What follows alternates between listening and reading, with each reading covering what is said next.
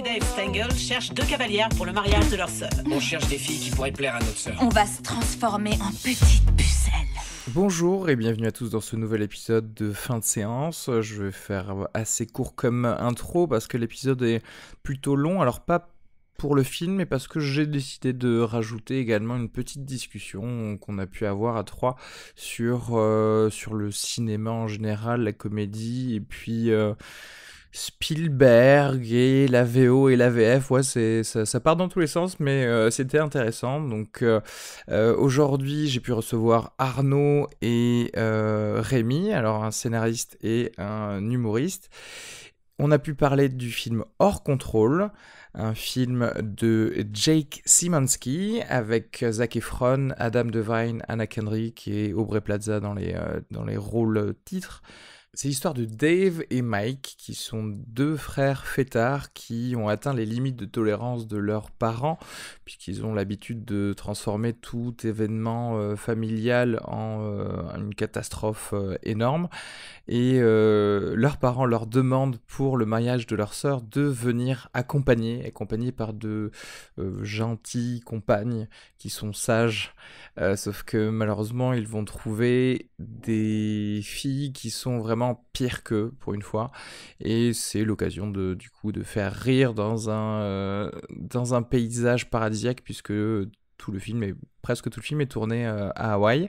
N'oubliez pas que vous pouvez me joindre sur la page Facebook Fin de Séance ou alors par le Twitter @fin de séance. N'hésitez pas également à envoyer des mails sur findeséance@gmail.com et vous abonner sur iTunes en laissant un petit commentaire sympa et 5 étoiles parce que je le vaux bien. Également, je vais signaler que Rémi passe bientôt au Café Théâtre 57 le vendredi 9 septembre à l'occasion du Crazy Comedy Night avec Hazard et Velchko. Donc voilà, n'hésitez pas à aller sur Billets Réduc pour prendre vos places si vous êtes à Toulouse. Je mettrai le lien également avec le descriptif de l'épisode. Voilà, je vous laisse. Très bon épisode.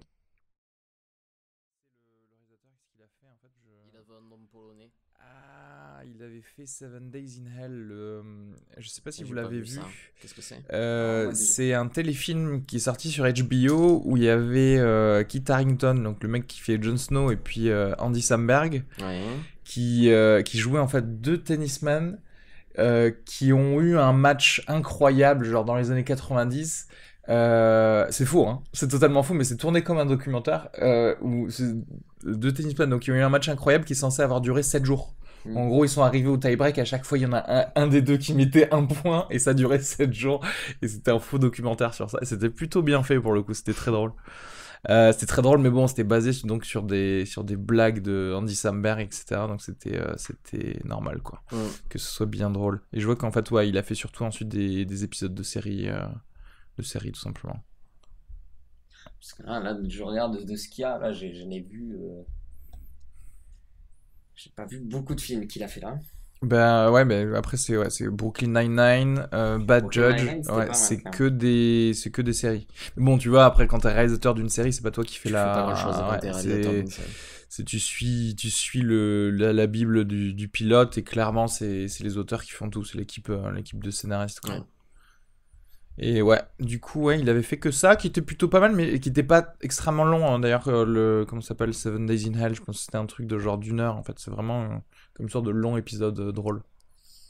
Peut-être qu'il faut qu'il reste à la télé. Je voulais juste, pour commencer, mettre un truc, parce que, du coup, j'avais demandé depuis pas mal de temps... de nous mettre des répliques favorites, et comme c'est une comédie qu'on a vue aujourd'hui, il y a un Gabriel, pas le même Gabriel qui nous avait donné les trucs, mais qui nous a envoyé ça. C'est somptueux. J'aime les panoramas. Celui-ci est magnifique. Ce film est magique, ce film est... Moi j'adore, C517 c'est...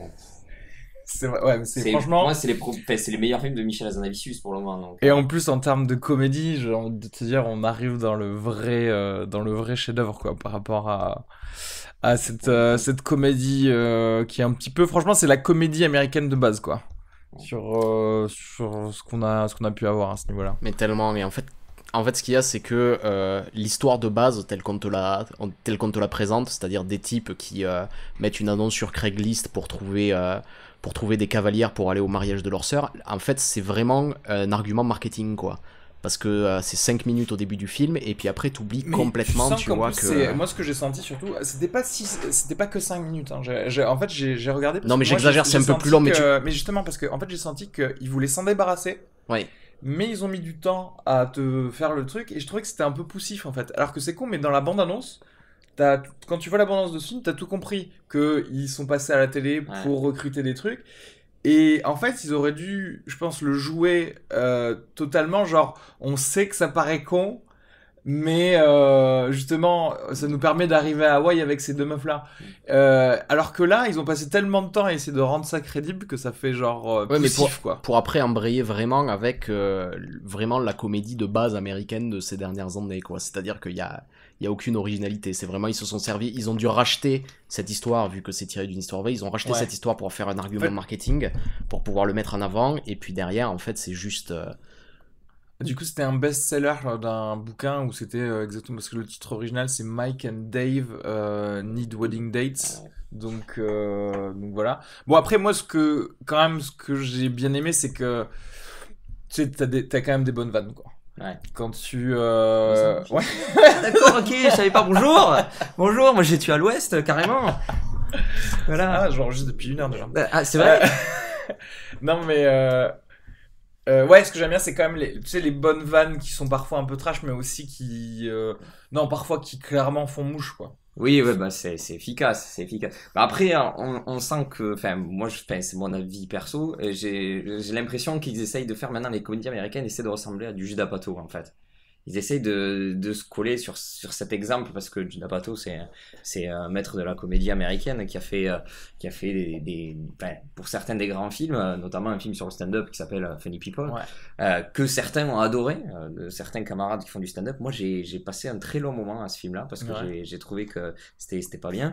Mais, du coup, c'est pas mauvais, il y a de la bonne écriture sur certains trucs, mais du coup, tu veux dire, tu parles de Judd Apatow ou non, là je parle de hors contrôle. Voilà, il y a du... Mais justement, est-ce que du coup, les d'autres films de Judd Apatow, t'aimes bien, toi, ou pas moi, parce que Funny People, je suis d'accord que ça divise un peu, même chez les gens qui aiment Judd Apatow. Moi, je sais que j'ai parlé à quelques potes qui aiment d'autres films de Judd Apatow, mais qui sont pas spécialement Près de la part de quelqu'un qui trouve que Funny People est le meilleur film de Judd Apatow, je peux dire que, je suis d'accord sur le fait que, en fait, c'est dans cette mouvance-là, un peu cette mouvance Apatow, mais en fait, il y a une différence claire, c'est-à-dire que le grand talent de Judd Apatow, c'est de canaliser des improvisations, de les retravailler au montage, et en fait de créer des personnages à partir de là. Et ici, on a aussi des improvisations qui partent un peu en roue libre, et je trouve qu'il n'y a pas du tout de canalisation par contre. C'est-à-dire que je vois vraiment des acteurs qui improvisent et qui essaient de me faire rire. Il n'y a pas de construction de personnages autour de ça. J'ai l'impression d'assister en fait à une série de sketchs. En fait, voilà, je pense que c'est un mauvais directeur d'acteur en fait. C'est-à-dire que dans le sens où, regarde, ok, vous êtes là, et c'est un peu... J'ai eu cette conversation dernièrement parce qu'on parlait de Curb Your Enthusiasm. Je sais pas si tu connais cette série. Pas du tout. C'est un mec, c'est un co-créateur de la série Seinfeld qui a fait une série, donc d'ailleurs je crois qu'ils vont renouveler, ils vont force sortir une nouvelle saison, où en gros, comme ils filment, ils appellent ça du rétro-scripting, c'est-à-dire qu'en gros, tu dis, bon voilà, Rémi, tu joues ton personnage qui doit arriver dans cette salle, et qui doit en gros dire à Arnaud qu'il faut que ce soir ils aillent au dîner parce que c'est important pour toi. Mais c'est tout, c'est-à-dire que t'as pas de vrai scénar. Ouais, c'est comme Secret entre voisins mais version américaine quoi en fait, c'est ça. C'est ça, parce que c'est marrant. Et voilà, le seul truc et la vraie différence avec Secret entre voisins, parce que j'ai entendu parler de ça effectivement, le truc français où c'est du rétro-scripting, c'est que en gros, la seule différence c'est que pour que ça marche, il faut que les improvisateurs soient géniaux. Donc le mec, il arrive et au final ça va durer une scène de 4 minutes mais qui va être trop drôle parce que le mec est super drôle, mais surtout aussi on va peut-être la tourner 4 fois la scène et la première fois on va te laisser en roue libre, mais la deuxième, troisième fois le réalisateur va faire, ah mais tu sais que cette blague tu la gardes parce que ça va bien avec ton perso, ta réponse dis plutôt ça, etc. Et tu vas avoir à la 4e fois qu'on a laissé la caméra rouler, un truc qui va bien avec ton film, enfin ton épisode de la série, et qui montre à quel point t'es super drôle en tant qu'acteur. Et effectivement, voilà, c'est un peu ce que fait Joe D'Apato, c'est aussi ce que fait des gens comme Adam McKay qui bosse avec Will Ferrell, c'est les films genre... Step Brothers. Step Brothers, j'allais dire, ouais, Frère Malgré eux, je sais plus comment ça s'appelle. Frangin Malgré eux, ouais. Et c'est vrai que il y a un feeling différent quand tu regardes. Parce que quand tu regardes, tu te rends compte que ils sont drôles. Mais tu sens que ça va quelque part, voilà. Et c'est surtout, en fait, que dans ces films-là, généralement, les acteurs se soutiennent les uns les autres. Et ici, dans ce film, dans Hors Contrôle, j'ai l'impression qu'il y a plutôt une compétition entre les acteurs plutôt que de se soutenir, où tu les vois chacun de leur côté à essayer de faire des choses pour essayer de tirer un rire sans vraiment construire quelque chose ensemble. Je dirais pas ça, mon analyse, parce que je connais un peu, le gars, je vois d'où viennent ces personnages, ces acteurs, pardon. Oui. En fait, il les a mal appariés, dans le sens où, en fait, Zac Efron, c'est un acteur comédien, tu vois. Ouais. Adam Devine, c'est un mec que j'adore, il fait du stand-up et il fait l'un des deux frères et qui fait également une série où c'est pareil, c'est du rétro-scripting avec des potes à lui qui s'appelle Workaholics, qui est une série géniale où en gros ça déconne mais tout le temps, c'est un truc qui se base sur Adult Swim, Comedy Central, enfin bref, voilà. Et de l'autre côté, t'as Aubrey Plaza, donc qui est pareil, qui jouait dans une série qui s'appelle Parks and Recreation, où ils font pareil, où en gros ça laisse la place à l'impro, et Anna Kendrick qui pour le coup est une comédienne, c'est-à-dire que c'est une actrice classique. Donc je dis pas que les acteurs peuvent pas faire des impros, en l'occurrence, voilà, on a vu dans Le Bêtisier, après il s'essayait un petit peu à l'impro, mais tu vois dans le volume des déconnades que c'était quand même beaucoup plus les gens qui sont habitués au stand-up et aux séries, justement, qui font ce genre de choses. C'est-à-dire que, déjà, en fait, au niveau du casting, j'avais l'impression de retrouver, déjà, il y a Zac Efron et Aubrey Plaza qui sont dans Dirty Grandpa, qui sont les deux dans le film. Après, il y a Anna Kendrick, qui a fait Pitch Perfect, où elle pousse la chansonnette. Et là, Zac Efron, on s'est dit, est-ce qu'il n'y a pas un moment où ils vont se mettre à chanter et tout machin? J'ai dit, est-ce que ça va pas partir en cacahuète comédie musicale? Et, on va pas spoiler, mais on va pas spoiler quand même. Mais, le casting est très très bizarre. Après, bon, par contre, voilà, Adam Devine, moi j'adore aussi, je suis fan. Ouais. Mais, justement, je trouve qu'ils sont pas assez complémentaires. C'est-à-dire que je dis pas que Zac Efron n'est pas drôle, mais ils auraient dû trouver une personne qui soit plus complémentaire. Mais parce qu'en fait, surtout, il y a quelque chose, en fait, dans un des principes de base de la comédie. C'est-à-dire que quand tu mets un personnage fou, il faut en face un personnage calme pour pouvoir en fait canaliser justement sa comédie à lui. Et là, c'est deux. Et en fait, c'est ici dans ce film, j'ai l'impression que tout le monde est fou et du coup ils prennent le rôle du personnage calme de temps en temps si tu veux pour accrocher les autres, mais du coup ça paraît pas cohérent avec le personnage en fait. C'est pas faux. Et ça arrive, et je me suis fait la réflexion à de nombreuses reprises où je me dis, tiens, pourquoi ce personnage fait ça à ce moment-là, alors que la scène d'avant c'était l'inverse. Alors c'est un peu dommage. Il y a un problème, quoi. C'est un peu dommage parce que justement, on nous voit un peu les deux frères comme des gars qui se montrent justement la connerie jusqu'à détruire certaines réunions de famille. Et en fait, à jamais on le voit vraiment. Parce qu'en fait, toutes leurs altercations ou leurs conneries, ça pourrait arriver à n'importe quels autres personnages, genre un peu délurés, mais pas forcément à ce point-là. C'est presque de la malchance. Ou voilà, exactement. Ça, alors que là, j'aurais bien aimé voir justement le personnage de Zac Efron, qui est censé être un petit peu le mec qui parfois va tempérer les choses, se dire « Ah ok, je te suis dans la connerie ». Et par exemple, bon, il y a une scène de quad, bon, ça va pas énormément spoiler, de toute façon, ce film, c'est pas comme si, c'est pas le dernier épisode de Game of Thrones. C'est pas genre, mon dieu, mais Bruce Willis, c'était mort. Le truc, c'est bête que la scène du quad, où justement les deux filles sont passées, ils l'ont fait et un petit peu lancé le défi aux autres, qui ait pas eu un petit peu justement les deux frères qui essayent de se retrouver dans leur mauvais délire de l'époque, tu vois, à base de genre, ah, elles font ça avec le quad, ben nous, on va faire pire, tu sais, j'en sais rien, on va la brûler dans les airs, et du coup, en fait, c'est que des gens normaux, et c'est pas les personnages qu'on nous avait promis au début, donc c'est vrai que c'est un peu zarmant. Ouais, et puis, moi, j'ai vu la bande-annonce avant de voir le film, il y a une scène qui est dans la bande-annonce, où a priori, ils font un concours de pétanque, ou je sais pas trop quoi. Ah ouais, j'ai vu dans la bande-annonce, parce que la bande-annonce, je l'ai vu plusieurs fois, parce que il a fallu que tu te motives me motive pour voir le film, parce que j'adore les comédies. Moi je suis un fan d'American Pie, je suis vraiment un grand fan d'American Pie, je les ai tous vus, je me poile encore devant American Pie 2 et c'est con, mais j'ai adoré le film Dirty Grandpa, Dirty Pappy. J'ai adoré parce que je trouve Robert De Niro absolument génial dans ce film parce que c'est un rôle où on l'attend pas du tout. Et là, il essaie de nous resservir un petit peu la même chose. Alors quand il marque sur l'affiche que ça ressemble à Projet X et Babysitting, pour moi c'est le truc marketing. C'est on dirait une parodie version Asylum de Very Bad Trip quoi. Non, mais ils arrivent et bousillent le mariage quoi. Mais parce qu'en plus pour moi c'est vrai que ça se rapproche plutôt des comédies de mariage genre Bridesmaid ou des choses comme beaucoup moins bien parce que Bridesmaid c'est vraiment bien comme film drôle, mais et justement la différence que t'as c'est que à un moment donné les personnages ils ont beau faire des trucs cons, à un moment donné aussi je suis touché par eux, c'est-à-dire je comprends exactement leurs sentiments, ce contre quoi ils luttent, ce qui me manque énormément dans ce film-là, dans Hors Contrôle quoi. Juste pour par exemple Dirty Grandpa, là où c'est plus intéressant Dirty Grandpa pour moi, c'est que justement ça tente des trucs que ce film ne va pas tenter spécialement en fait. Et c'est vrai qu'on rentre dans la construction. En fait c'est très simple, prends ce film, enlève les blagues bien drôles et bien crasseuses qu'il peut y avoir parfois. Et en fait, enlève genre les acteurs qu'on aime bien. Si t'enlèves les acteurs qu'on aime bien, tu le remplaces par n'importe qui d'un peu fade, tu l'as déjà vu 1000 fois. Et c'est un peu ce que je reprochais dernièrement. Je sais pas si t'as vu Ghostbusters. Oui, j'ai vu Ghostbusters. Clairement, c'est censé être une comédie en fait. Ouais. En fait, c'est un film. C'est un peu comme celui-ci. Tu te fais un peu chier. Enfin, tu te fais un peu chier. Enfin, moi, je le trouvais clairement. Je veux dire, je l'ai trouvé pas bien. Mais parfois, t'as des pics de drôlerie à l'intérieur. C'est ça. Qui dit, putain, ça justifie le prix de la place. Alors, je vais te dire, pour être, je sais pas si c'est censé être méchant, mais c'est juste que, en fait, là, par exemple, dans Hors Contrôle, il y a plus de pics de drôlerie que dans Ghostbusters, parce que clairement, c'est voulu de faire des vrais rires.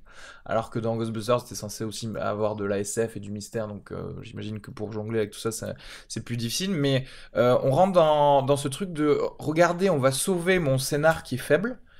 Parce qu'on va prendre Adam Devine et Kristen Wiig, tu vois. Alors non, je suis désolé, ton truc, s'il est faible dès le départ, ça va pas nous vendre un bon film de toute manière. Après donc, pour l'arriver à le vendre en France, ça va être très compliqué, parce que c'est ce qui s'est passé, c'est ce qui s'est passé avec Ghostbusters, et puis qui va se passer avec ce film, c'est que, à part Zac Efron et peut-être Anna Kendrick qu'on a aperçu vite fait dans Twilight, pour des spectateurs lambda, Kristen Wiig, et puis et Melissa McCarthy, ils sont pas hyper connus pour un public de nouvelle génération. Je parle pas en termes de renommée, je parle en termes de blagues qu'elles apportent ou qu'ils apportent dans le film. Tu vois ce que je veux dire ? C'est-à-dire qu'en gros, ils se disent on a la comédie numéro 122 et tiens, si on met truc et machin, ça va nous rajouter des blagues qu'on n'avait pas prévues dedans, donc c'est cool. Sauf que les blagues vont être cool, mais si derrière je me fais chier, c'est pour ça franchement on est tous ressortis du ciné. Le premier truc que j'ai posé comme question, c'est combien de temps il a duré. Et c'était un peu long.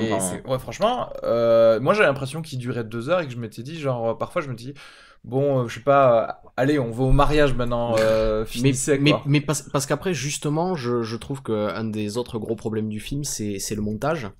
Et justement, pas forcément parce que c'est trop lent, mais peut-être parce qu'il est trop rapide. C'est-à-dire qu'à beaucoup de moments, justement, on est à côté de la blague, à côté de l'émotion, parce que ça coûte trop vite, qu'il n'y a pas le temps mort qui nous permet d'apprécier ce qui vient se passer, qu'on passe déjà à la suite. Et même, je vais dire, il y a beaucoup de choses qui m'énervent au niveau du montage. C'est déjà les points de montage qui sont censés être drôles tombent tous à plat. C'est-à-dire qu'à de nombreux moments, on a des choses, par exemple, on voit les personnages qui disent « Ah, on va mettre une annonce sur Craigslist, tu vas voir, ça va bien se passer. » Dans ma tête, je me dis « Ah, ils vont tomber sur des cas sociaux pathétiques. » Ça coupe, ils tombent sur des cas sociaux pathétiques. C'est-à-dire que tout est cousu de fil blanc comme ça. Je sais exactement ce qui va se passer et je sais exactement comment le montage va se dérouler. C'est-à-dire que quand on passe d'une scène à l'autre, je sais aussi qu'il va y avoir un montage. Quand ils arrivent à Hawaï, j'étais persuadé qu'on allait avoir plusieurs images de Hawaï, un surfeur, machin qui va arriver. C'est normal. Non, c'est pas normal parce qu'en fait, c'est vraiment, je m'attends exactement à tout ce qui arrive, tu vois, à toutes les choses. Il y a aucune inventivité dans la mise en scène, dans cette manière justement de gérer les transitions, juste de gérer un rythme, tu vois. Mais pour le coup, on revient. En fait, je pense que la mauvaise gestion du rythme, c'est parce que le gars sait pas qu'est-ce qui devrait être mis en valeur. Parce que j'en reviens à mon exemple du début, on passe pas mal de temps à New York, où d'ailleurs, je suis désolé de le redire, mais genre pour 2 paires de losers, ils ont quand même des apparts super cool pour New York. Hein. Genre des trucs à base de $10 000 de loyer, je pense, vu la grandeur du truc. Mais bon. Et en fait, genre tu passes temporellement du temps sur ces scènes-là, mais t'as vraiment l'impression que, encore une fois, ils essayent de s'en débarrasser et pour dire, regardez, on va vite arriver à Hawaï où vraiment je vous ai préparé des bonnes blagues, alors que c'est con parce que moi, il y avait des trucs qui me faisaient rire quand ils étaient à New York, et ils auraient pu ou prendre leur temps ou alors mettre un petit peu moins de trucs, mais genre vraiment nous permettre de connaître ces gens-là dans leur milieu naturel, on va dire, tu vois, et pas juste nous faire genre... Ok, ça c'est les gars. Ok, maintenant vous avez vu leurs parents, ils doivent faire ça, donc ils vont le faire. Et maintenant ils vont rencontrer ces gars, ces meufs, et maintenant ils y vont. Tac. Et alors qu'en fait, si je crois que j'ai regardé un petit peu vite fait pour savoir, c'était 15 minutes. Alors, 15 minutes, t'as largement le temps de raconter même plus de trucs, tu vois. Tu pouvais te permettre d'y aller tranquillement et de quand même aller à Hawaï, mais pas comme si c'était un passage obligatoire. Ou alors, franchement, passe-y vraiment que 5 minutes et c'est réglé, quoi. Ouais, c'est après la scène d'ouverture. Pourtant, la scène d'ouverture, moi, m'a fait marrer direct. C'était quoi la scène d'ouverture ? La scène d'ouverture où il essaie de refourguer la bouteille d'alcool. Ah oui. Et où ils jouent le jeu, et on s'est dit ça va être tout ça pendant. En fait, pas du tout. C'est la seule fois où on voit qu'il y a vraiment une bonne complicité entre les deux. C'est vrai que l'alchimie entre les deux frères, c'est au début. C'est la première scène où on voit qu'ils se soutiennent et tout, et puis après, ça va tout de suite dans la divergence et justement genre le problème de conflit qui est entre les deux frères, enfin soi-disant. Alors que c'est vrai qu'on n'a pas eu le temps de voir encore une fois, c'est la seule scène qui me surprend un peu. C'est-à-dire que au début, il y a ce jeu. Grosso modo, pour expliquer la scène, c'est il y a un des deux frères qui essaie de vendre un carton de tequila au propriétaire d'un bar. Qui est joué par Marc Maron, d'ailleurs, qui est un super stand-upper américain, qui a un podcast, d'ailleurs, qui est le premier podcast écouté au monde. Et en fait, ce type refuse d'acheter cette liqueur, et donc le frère lui dit, et si devant vous, j'arrive à vendre une bouteille de liqueur à un de vos clients, est-ce que vous acceptez de m'acheter une caisse ? Et il y a le gars qui dit, ben oui, dans ce cas-là, bon, je vais prendre lui. Au hasard. Et là, on sait, nous, que c'est un complice. Et là, je me dis que, en fait, il va y avoir une espèce de jeu de complicité qui vont l'arnaquer. Et tout de suite, il y a le vendeur du bar qui fait, mais c'est ton complice, je sais que c'est ton frère. Je sais que c'est son frère, il est sorti avec il est sorti avec ma nièce, c'était con ou quoi? Et en fait, là, ça me surprend, tu vois ce que je veux dire? Parce qu'il va contre mes attentes. Et la comédie, c'est censé être ça. C'est vrai que là, on s'est tous marrés dès le début. Mais c'est ça. T'es censé construire des attentes, en fait, et aller contre ces attentes pour surprendre le spectateur à un moment donné. Et c'est la seule fois où j'ai ça, quoi, en fait, dans le film. Et c'est après, voilà, de toute façon, de 1h30, moi, c'est la seule scène que je me rappelle. Voilà, déjà, d'un. Après, je dois avouer que la scène qui m'a surprise, parce que j'ai trouvé que le film, en fait, quand on regarde la bande-annonce, bon, ils font genre c'est la fête et tout, et ils ont pris 2 actrices, ils sont assez jolies, et ils ont essayé de jouer un peu sur le côté sexy. Et moi, la seule scène où j'ai trouvé vraiment où c'était entre guillemets un peu sexy, un peu où ils allaient au fond un petit peu de la sexualité, c'est la scène du sauna. Au fond de la voilà, au fond de la sexualité, sans mauvais jeu de mots, bien évidemment, hein.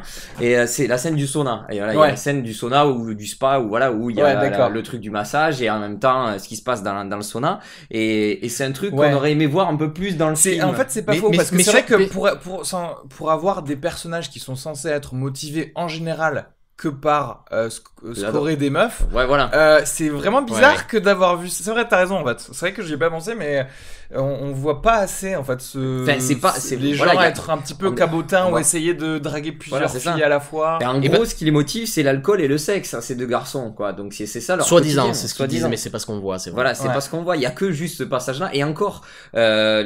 Et c'est ce qui c'est même pas eux d'ailleurs. C'est même pas eux, voilà, c'est ça qui est mal fait, c'est qu'ils sont justement choqués de ce qui se passe, alors qu'ils devraient être un peu, voilà. Ouais, ils nous auraient montré des scènes où justement ils seraient frustrés de ne pas draguer des filles parce que justement ils sont censés avoir ramené des filles. Ça aurait été plus en accord avec leur personnage. Parce qu'après, il y a une idée intéressante qui est dans le film, parce que généralement dans ce genre de comédie, si on a les 2 mecs qui sont les idiots, s'il y a des filles qui sont rajoutées, ça va être les faire valoir. Et ici, l'idée qui est intéressante, je trouve, c'est de dire que non, en fait, les filles sont pires que eux. Ouais.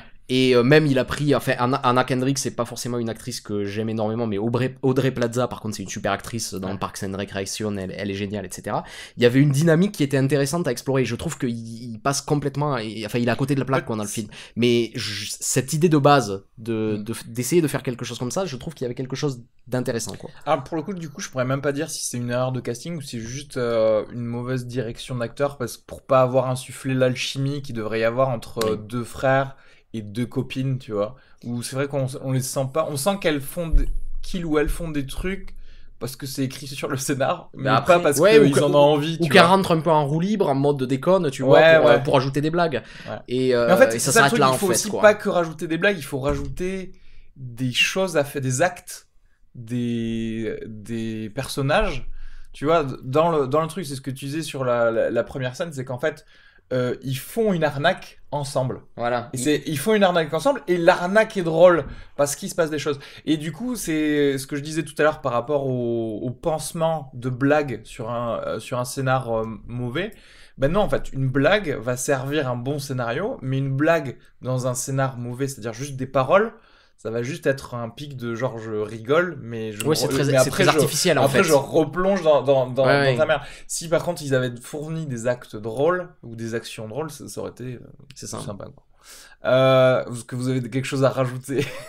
Si, on va souligner quand même le petit point positif qui... C'est vrai qu'on l'a démonté là. Voilà, on l'a bien démonté, mais ce qu'il faut savoir, c'est qu'il y a quand même un point positif, c'est que il y a plein de références cinéphiles et que moi j'ai plus ou moins adoré, moi qui suis un grand fan de Jurassic Park, j'ai adoré tous les petits clins d'œil. Donc déjà que ça se passe à Hawaï, parce qu'il faut savoir que Jurassic Park a été tourné à Hawaï, mais voilà tous les petits clins d'œil où il essaie de reprendre les scènes machin avec les dinosaures et tout ça. Les petites répliques, les petites répliques de films. Parfois c'est drôle, parfois ça fait genre vraiment on va mettre des répliques parce que ça va faire rire les gens mais parfois c'est drôle, genre quand il a quand il parle de Michel Pfeiffer.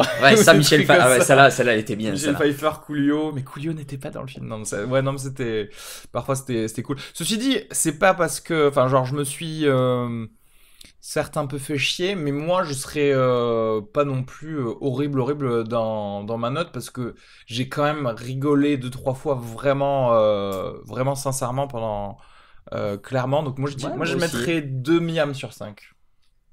Alors il faut m'expliquer comment tu notes. Alors 2,5 c'est un bon film déjà, voilà. 2,5. Ouais. Moi je mettrais 2. Moi je mettrais 2. Je mettrais 2 parce que j'étais beaucoup dans l'arrière-goût de Dirty Grandpa en fait. C'est-à-dire que ils auraient vraiment en fait déjà de prendre des mêmes acteurs qui sont dans le même film. Ils auraient sorti ce film là avant, j'aurais dit OK, mais là ils l'ont sorti après et ils sont allés déjà tellement loin avec Dirty Grandpa que c'est trop fade quoi. C'est avec les mêmes acteurs, un sujet qui tourne à peu près pareil puisque le gars doit se marier et tout ça machin. Il veut, c'est à peu près la même chose. Et moi j'ai trouvé quand même Dirty Grandpa beaucoup mieux parce que ça y ressemble. Pour moi c'est du copier-coller un peu. Ça se trouve ils avaient genre 2 scénars. Non, si ça se trouve ils avaient un scénar et en force de réécrire ils se sont dit mais en fait on va faire 2 films, tu vois. Mais on va appeler Robert De Niro, ça sera bien. Alors justement moi parce que j'ai l'impression d'avoir déjà vu et revu ce film et souvent en mieux. Donc je vais mettre 1 parce que c'est la note qu'on donne aux élèves qui ont recopié sur Wikipédia. C'est pas faux, tout se défend.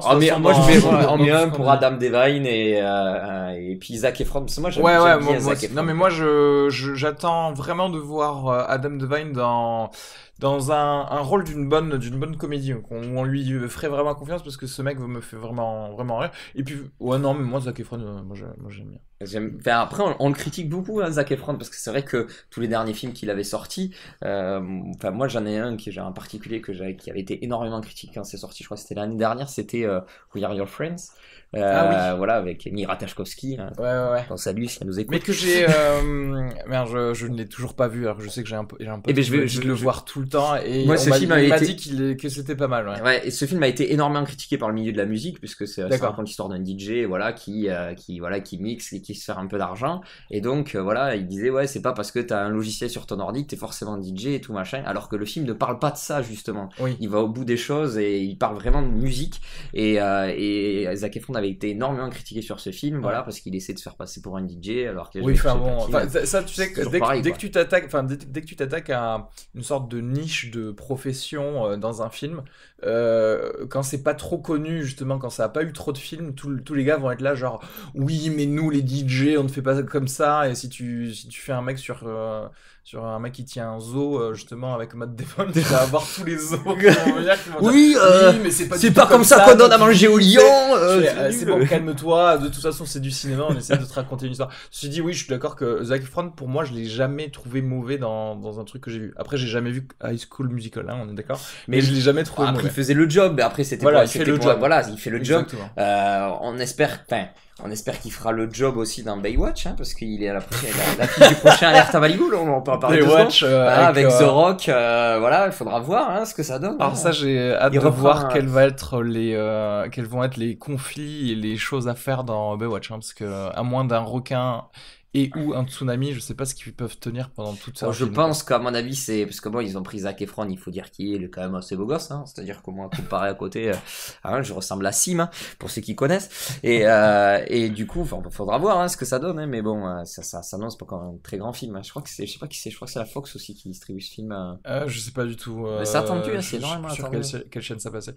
Ouais, bon, de toute façon, on verra. Ce sera sûrement, malheureusement, un petit peu comme tout ce qu'on reproche. On va toujours finir pareil au film dans ce moment. C'est tout simplement un peu de la soupe et parfois tu peux avoir une épice dans Ouais, une c'est cuillerée de ta soupe, mais rien de plus quoi. Au final, t'as pas mangé C'est ça, un bon c'est truc. ça. Mais de toute façon, maintenant, tous les films se ressemblent. Hein, les sujets ont été maintes fois abordés. Voilà, Dirty Papi, on en parlait, mais on n'a pas fait le rapprochement. Ça parle le truc de mariage aussi, pareil. Faire échouer le mariage, c'est toujours les mêmes codes qu'ils essayent de faire. Et au final, ben, on adhère de moins en moins. C'est dommage, quoi, parce qu'il y a de grands acteurs derrière ces grands films. Je Donc, pense qu'il faut pas avoir peur de... Ouais, mais on en revient au vrai problème, c'est le financement. C'est-à-dire que dès que tu vas écrire quelque chose qui va être un petit peu plus piquant hein, ou qui va aller plus profond dans les choses, parce que c'est ce qu'on disait sur Judd Apatow, l'intérêt de Judd Apatow, c'est que, par exemple, dans un film comme... j'ai pas vu tous les films de Judd pas Apatow. 40 ans toujours plus seul, l'autre, tu sais, This is 40. Tu vois, c'est vraiment, on va te traiter vraiment la vie de quelqu'un qui a 40 ans, ne pas avoir peur de se poser les questions qu'il se pose et rentrer dans des choses où en général un producteur va dire oula mais non c'est trop philosophique ou c'est trop psychologique, alors que non tu peux le faire de manière drôle et c'est ce qu'il a fait, sauf que bon lui il est arrivé à un stade où il peut presque s'autofinancer, tu vois, ou en tout cas c'est plus facile pour lui d'attirer des majors, mais bon, tant que tu auras 90% des comédies ou des films qui tenteront jamais rien, c'est vrai que c'est un peu chiant, quoi. Voilà. Un truc à rajouter sur ce sujet? Non, ça va. Je crois que tout est dit. Rémi, Oui. dis-nous, parce que je sais que moi j'ai déjà pré-réservé ma place pour un passage le 9 septembre. J'ai Oui. entendu dire ça. Hein. Voilà, bah, Sur oui, Facebook. oui, genre on fait une soirée qu'on appelle la Crazy Comedy Night. Voilà, c'est, enfin, on va dire, on peut pas dire ça comme ça, mais bon, on va essayer de faire vraiment une soirée stand-up 100% américaine. Moi, je fais d'ailleurs un passage où 100% américain, quoi. C'est-à-dire que je parle des États-Unis, justement, je parle peut-être un peu de Sinoche. Attends, et tout ça. 100% américain, tu le fais en anglais ou pas? Non, pas mal, mais c'est une préparation, Donc, puisqu'après, 50%. en octobre, je vais partir à New York et je vais essayer de jouer en anglais sur une scène de stand-up à New York. Et on va essayer ça, un peu le stress, mais on va essayer de faire ça et voir ce que ça donne. Tu vois, rien que déjà, j'en parle, tu vois, je tu es en train Ah ouais, de ruiner ton jean, voilà, là, c'est t'as ça, les mains moites. Et donc voilà, avec trois compères, Vetchko et Hazard, on va faire un petit passage de 20 minutes chacun et on va essayer de faire marrer les gens. C'est le but de la soirée, on espère que ça va fonctionner. Et nous, vraiment, c'est ça le message de la soirée, c'est qu'on va essayer de faire un truc 100% stand-up, quoi. Entre guillemets à l'américaine, mais bon, on va pas jouer en anglais, mais voilà, c'est pour symboliser le truc pour les gens qui ne connaissent pas le stand-up, parce qu'ils ne savent pas ce que c'est. Ouais. Voilà. Du coup, voilà, ça ramènera encore plus de monde au comptoir du rire, etc. Et c'est exactement ça, les copains qu'on salue, il faut aller les voir aussi au comptoir du rire. C'est tous les mercredis soirs à partir de 20h, je crois que c'est ça. C'est ça. À Voilà. partir je crois que ça commence le 7 septembre. Le 7 septembre, mercredi 7 septembre, 20h, au comptoir et à table. Et du coup, vous, alors le 9 septembre, où ça? Au Café Théâtre le 57, nous c'est à 20h, voilà, ça aussi, au Café Théâtre le 57. Très bien, je mettrai un petit lien pour tout. Bah écoute, merci d'avoir subi ce film avec nous. Ben non, bah, je dirais pas subir, on s'est marré parce qu'il y a eu des rires et tout quand même. J'ai mis demi-âme, donc j'ai pas non plus. Mais c'est un plaisir de venir parler cinéma avec vous, parce que j'adore le cinéma, mais vous êtes plus calé que moi. Et déjà, moi on me dit que des fois je suis calé quand je parle de cinoche, mais alors là, même moi je prends plaisir à vous écouter parler parce que... Écoute, tu es le bienvenu pour n'importe quel alors là, film mais avec grand plaisir. Qui te plaît. Avec grand plaisir. Du coup, merci Rémi, merci Arnaud. Merci Arnaud. Bisous. Bisous à tous, à la prochaine.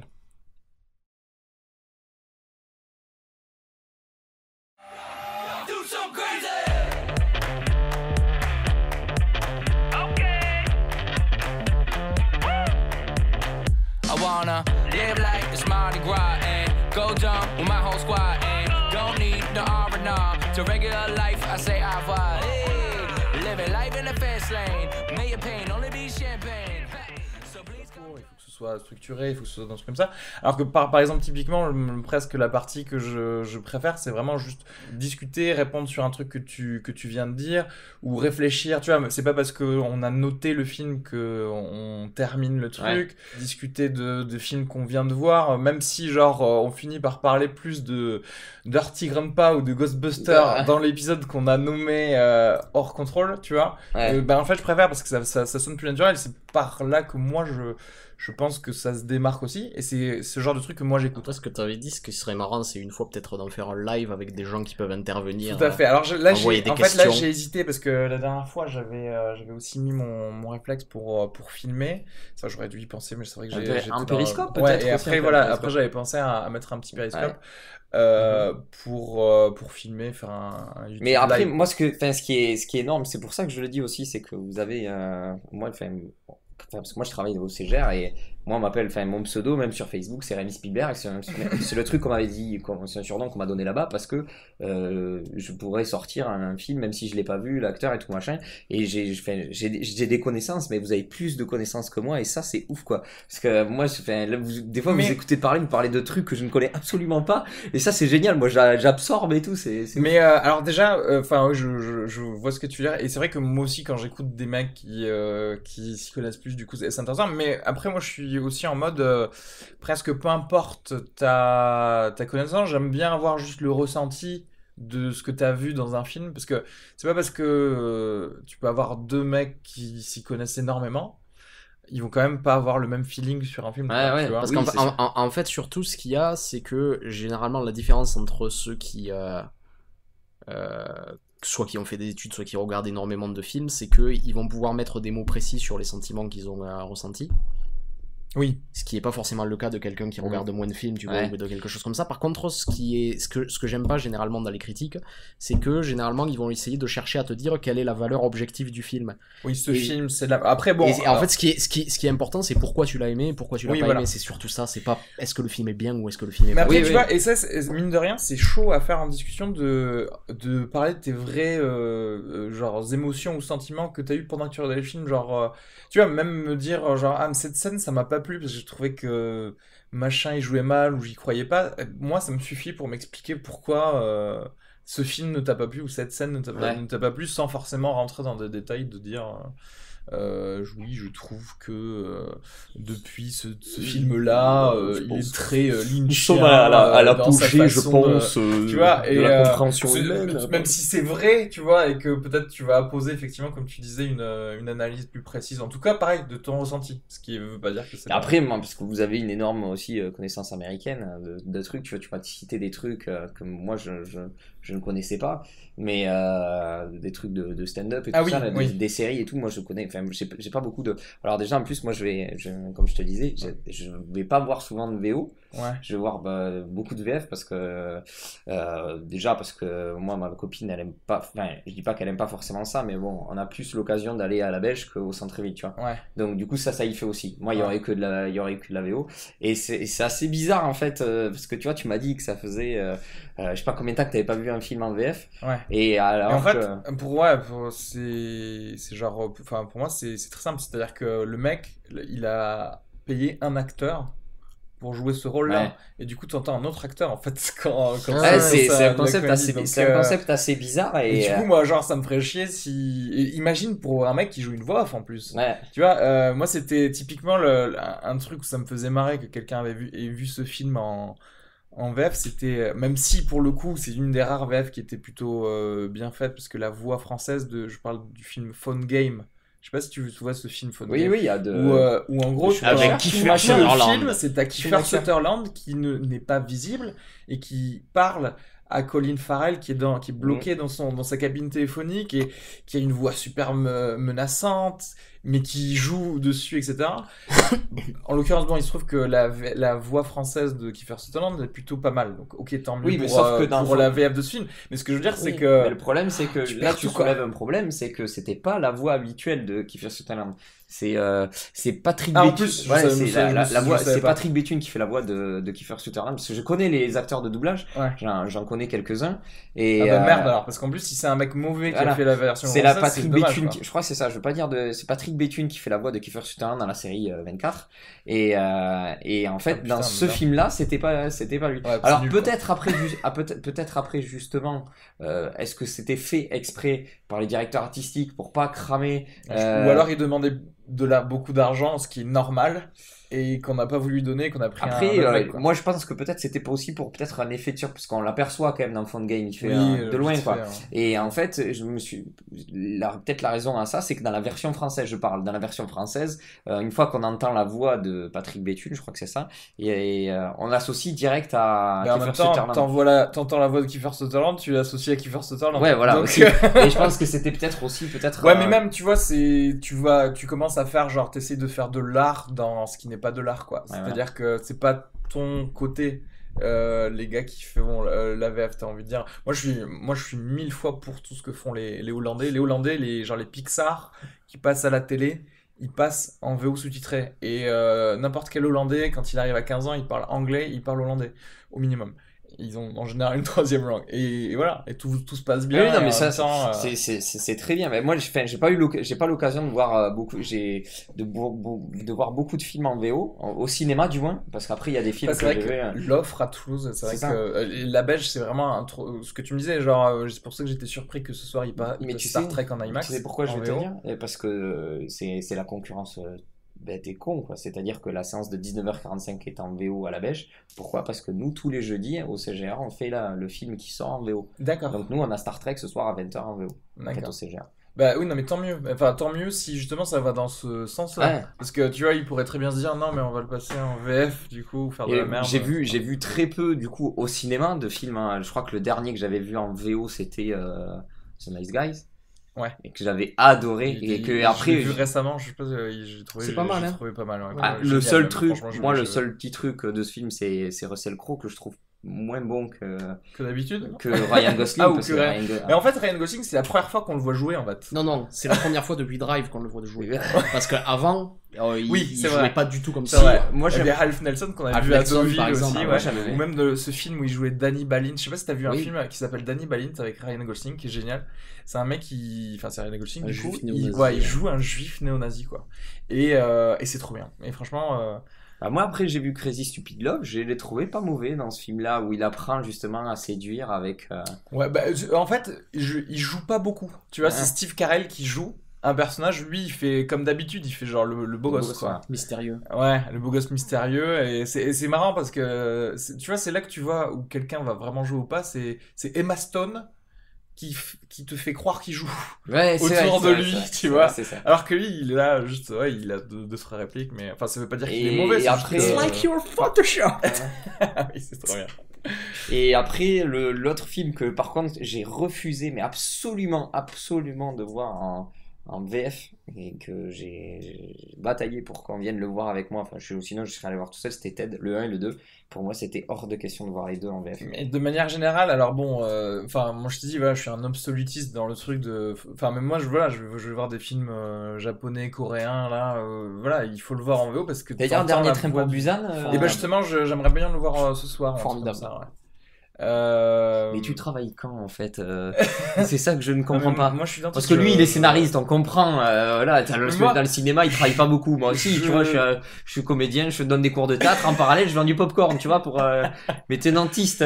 Moi, je soigne des gens entre mes séries en fait. D'accord. Je regarde une saison et 3 jours par semaine. Il a raison. Mais t'es dentiste Pourquoi où, ça va discrétion? À Toulouse. À Toulouse. Après, je vais pas spécialement parce que là, je vous enregistre depuis tout à l'heure. C'est vrai? Je vais pas spécialement en parler parce que sinon, ce serait considéré comme de la pub, non, pour le conseil de. Mais non, mais sérieux, t'enregistres depuis tout à l'heure? Ouais, bien sûr. Il a enregistré tout. Faut signer un papier à force. Ouais, mais c'est bien parce que j'ai le feeling. Non, mais moi, j'ai une vraie discussion encore une fois. Parce que. Ouais, non, mais bref. C'est toujours la même chose parce que tu rentres vraiment dans aussi le vrai cinéma parce que sinon tu prends ta voix de Areski Sugar qui parle d'un film au lieu de juste parler d'un film avec. Non mais moi déjà rien qu'Areski Sugar, je pensais pas déjà c'était ton vrai nom. Alors déjà. Alors que moi t'es noté Rémi Spielberg sur mon téléphone. Voilà, Rémi Spielberg. Alors que ce n'est pas du tout Spielberg mon vrai nom. Hein, pas du tout. Je n'ai absolument rien à voir avec ce monsieur. J'aimerais bien, mais non. Enfin, ça dépend pourquoi. Hein.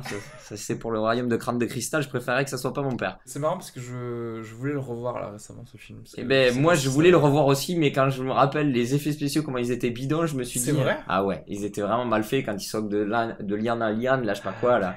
C'était vraiment pas très très bien fait pour quelqu'un qui a fait les. D'ailleurs, t'as vu le bon gros géant ou pas? Ouais. C'était bien ou pas? Super déçu. Ouais. Ça a l'air dégueulasse. Le BFG, The Big Fucking Giant. Non, mais je suis un absolutiste de Spielberg, moi, par contre. Donc c'est vraiment.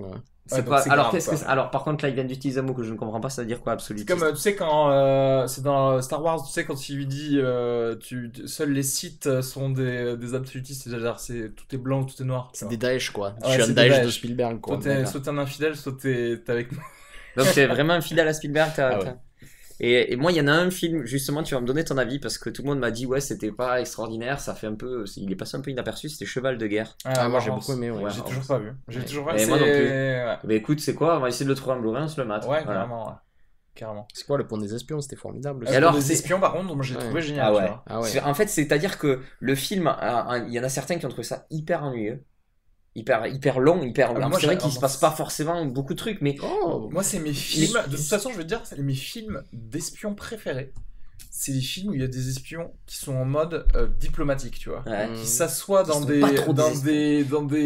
trucs qui sont, à mon avis, de manière réaliste, peut-être vraiment comme ça, les espions. Bah oui, vois. Parce que c'est pas genre James Bond, il arrive. Je sais pas, oui, mais je t'en parlais le Bureau des légendes.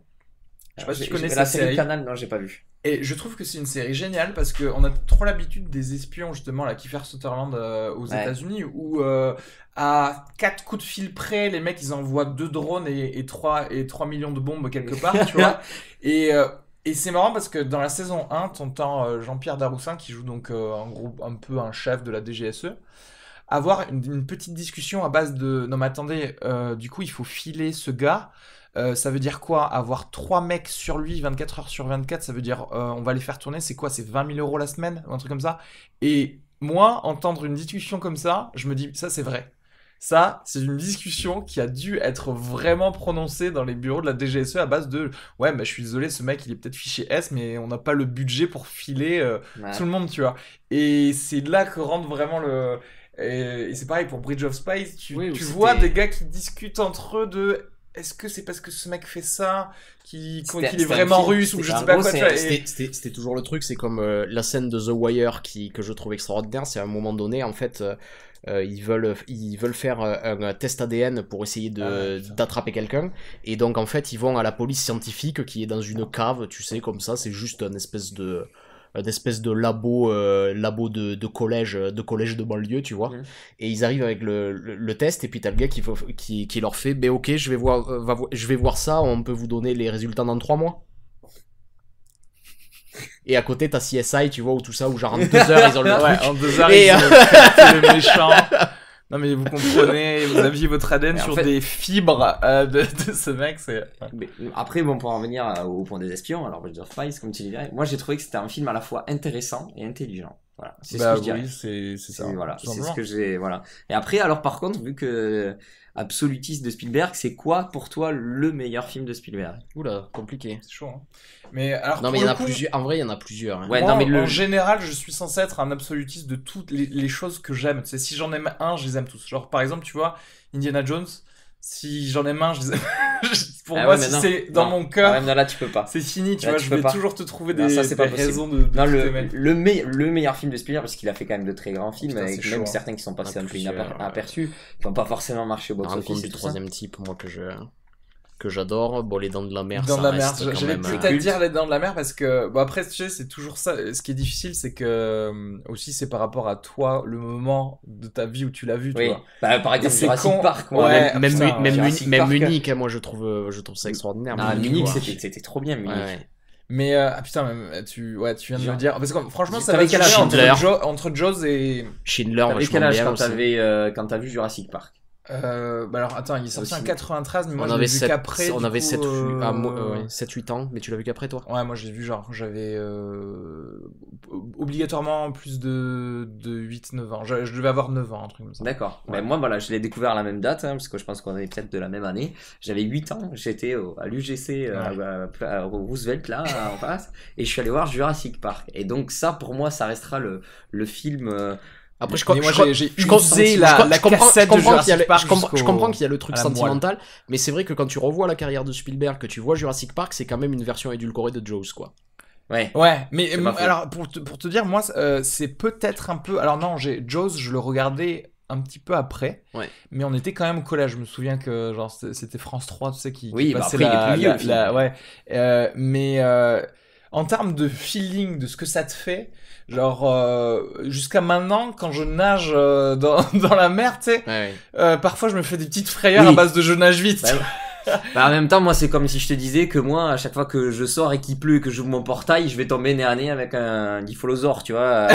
Oui, Tu c'est vois, ça. tu vois, qu'il pleut, Mais y a- tu sais, Oui, tu mais mets ta est-ce cape, que tu penses à chaque fois, genre, Ah, tu mais je te jure, Il y a plein de choses super intelligentes dans les dents de la mer. Il y a déjà toute l'intrigue politique autour du maire qui Ça- veut garder les ça- plages ouvertes, Ça, tu sais. j'adorais ça. Sur l'entertainment avant tout, peu importe les vies qu'on met en jeu. Et l'idée que je trouve extraordinaire dans les dents de la mer, c'est l'idée de casting. C'est-à-dire on a Roy Scheider et Richard Dreyfuss. Et Roy Scheider joue le peureux et Richard Dreyfuss joue le mec courageux. Ouais. Et alors que dans ton idée, tu toujours devrais le les caster, scientifique, tu devrais ouais. les caster à l'inverse en fait. Ouais. Roy Scheider, le bonhomme, tu vois, le gars comme ça. Shérif, Et en fait, le fait de mettre ces deux personnages comme ça, en fait, ça crée vraiment, tu vois, quelque chose de super intéressant, je trouve. Mais c'est difficile parce que aussi, genre dans ma vie de tous les jours, je vais pouvoir te sortir la réplique de Jurassic Park tout le temps. Tu Ah, vois. mais Jurassic Park, c'est cool. Mais tout C'est le pour temps. ça, quand ils ont sorti Jurassic World, j'ai pleuré. Intérieurement, j'ai pleuré. Je me suis dit, mais déjà, pourquoi il a laissé faire ça? Michael Dieu Crichton devait se... crée les dinosaures, Dieu détruit les dinosaures, Dieu crée l'homme Tu et Dieu crée les dinosaures. La femme hérite du monde. Ah, mais c'est culte, quoi. Après, moi, il y a un film, alors, c'est... Toi, particulièrement, Rémi Spielberg, qu'on appelle Spielberg, c'est pour quoi, moi, le coup le meilleur film de Spielberg, pour moi, c'est Minority Report. Ah, c'est bien Minority Report. Ouais. Alors c'est marrant, Le seul X, c'est sur les effets spéciaux, certains effets spéciaux qui ont mal vieilli comparé à certains effets Ah bon, spéciaux de Jurassic Park. Mais j'ai trouvé que c'était visionnaire, mais sur certains trucs, c'était un peu bancal, sur certaines choses. Pour le coup, c'est d'autant plus visionnaire que maintenant, quand tu regardes certains trucs, certaines décisions de justice, Ah ouais. Mais c'est genre on va t'arrêter avant que tu mais justement ça, ne fais quoi que ce soit. c'était bon après le. Les tests de radicalisation, tu sais. C'est trop bien. C'est du précoq, Ouais, quoi. ouais, Mais c'est ouais, genre, c'est- on va essayer de savoir. Mais ouais, pour moi, ce film, si t'enlèves la toute fin, tu sais, la toute fin à base de... Bon, on peut spoiler maintenant Minority Report, hein, il est sorti genre il y a 10 ans, ouais. mais à base de, tu sais, ils vécurent heureux et Mais dans tu un peux- pays appelé le Canada. Tu peux la réinterpréter parce que Oui, personne ne mais- nous dit qu'il est sorti de Oui. de cette cellule de Oui, parce que- de cryogénie. Ouais, c'est vrai qu'il y a eu Alors, l'autre truc, c'est un petit peu comme oui, tu peux toujours tout réinterpréter. Mais c'est vrai que bon, mais Minority Report, c'est un film que je revois avec grand plaisir. Ah, mais et moi, me dis, mais je m'en lasse pas, quoi. Après, bon, voilà, toi, tu dois le voir en VO. Moi, j'ai un peu de mal mal avec la VF parce qu'il faut savoir que c'est Yva Attal qui fait la voix de Tom Cruise dans la version française de Minority Report. Et je peux te dire que ça fout des... J'aime pas du tout Yva Attal, je trouve qu'il a une voix fade. Yva Attal qui est dans Munich, après. Oui, d'ailleurs. tout à fait. Oui, bon, il a fait Rush Hour 3 aussi, hein. C'est pareil, on peut pas... On fait tous des erreurs dans la vie. Mais voilà, il a fait, il a doublé aussi. Yva Attal a doublé Tom Cruise dans. Je crois que c'est dans je savais Mission pas qu'il Impossible était, 2. Mission Impossible 2. Magnolia aussi. Et c'est Patrick Poivet qui double Patrick Poivet, qu'on en parlait tout à l'heure. Ouais. C'est la voix de Bruce Willis. Ouais. Patrick Poivet, la voix officielle de Bruce Willis et qui a prêté sa voix parle- à Tom Cruise dans Mission Impossible 1. Quand même. Mais En version maintenant, française. où sont passés ces gens-là? Parce que maintenant, franchement, quand je t'ai demandé si la pub Avengers, c'était les voix françaises de Avengers. Mais en fait, c'est des gens c'est horrible, c'est franchement. des gens qui font pratiquement que ça. Après, ils font beaucoup de théâtre et tout ça. Moi, j'en connais quelques-uns. Enfin, moi, j'admire quand même en fait ce travail. En fait, moi, j'adore Emmanuel Curti, qui, comme on en parlait, qui fait la voix de Jim Carrey. J'adore sa voix parce que je trouve que déjà Jim Carrey à l'écran en version originale, c'est un truc de fou. Et je trouve il a réussi à complètement rentrer dans Jim Carrey. Et ils font vraiment une fusion Non, mais dans la version ça, française. c'était l'époque où, tu vois, t'avais des gens comme ça qui avaient du temps pour travailler. Par exemple, moi, Retour vers le futur, Oui. le voir en VF, pour moi, genre, la voix de Christopher Lloyd, c'est quand même la voix de... Non, de Zeus. Voilà. tu sais. Mais bon, après, c'est toujours pareil, c'est parce que t'étais gosse, donc forcément, t'as imprimé des trucs quand t'es gosse. Mais vraiment, sincèrement, objectivement, il y avait du travail qui était fait par les comédiens à l'époque. Mais c'est-à-dire... Avant, ils avaient genre vraiment 5 mois pour faire la VF d'un film. Mais c'est-à-dire que maintenant, on est dans une conjoncture où il y a plein de Aujourd'hui, films tu qui dois sortent toutes les sortir semaines. le film. ça. Le film, il a fini sa post-prod. On a décidé d'une date et il va sortir à cette date de manière internationale. Et les mecs, franchement, t'as vu des VF de Harry Potter? C'est horrible. J'ai vu Franchement, c'est les gosses les plus fainéants du monde, quoi. Ils sont là, ils te mettent aucun ton dans la phrase, aucune énergie dans ce qu'ils ont à dire. Et tu fais genre, non mais. Et je suis déçu pour les pauvres gosses qui aujourd'hui regardent les films. Après, voilà, c'est dommage parce qu'il y a de très grands comédiens de doublage qui sont vraiment très bons.